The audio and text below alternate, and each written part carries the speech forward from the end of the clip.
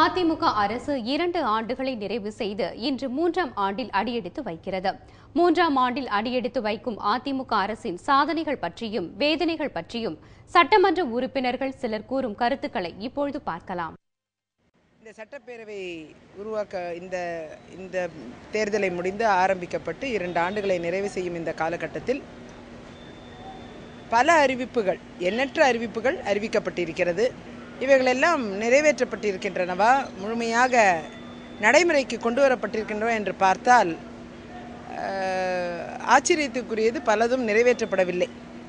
நடைமுறைக்குண்டான பூர்வாங்க முதல் பணிகள் கூட ஆரம்பிக்கப்படவில்லை. பல பணிகளில் 110 அறிவிப்புகள் மட்டுமே 8 லட்சம் கோடியை தாண்டிவிட்டது.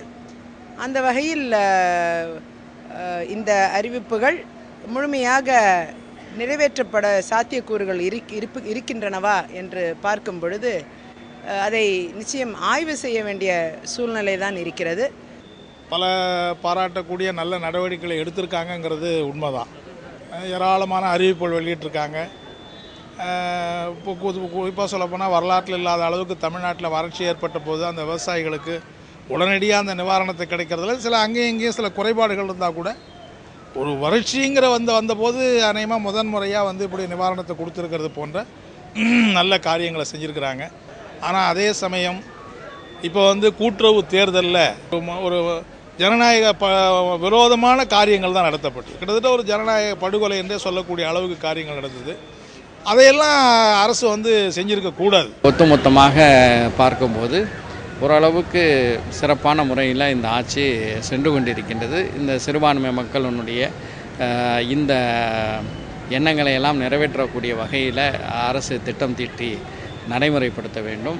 இந்திய அணுசக்தி ஆய்வு கழகத்தினுடைய முன்னாள் தலைவர் கோபாலகிருஷ்ணன் உட்பட 60க்கும் மேற்பட்ட விஞ்ஞானிகள் தரமற்ற பாகங்கள் கூடங்குளத்தில் அணு உலையில் நிறுவப்பட்டிருக்கின்றது என்று குற்றம் சாட்டியிருக்கின்றார்கள்.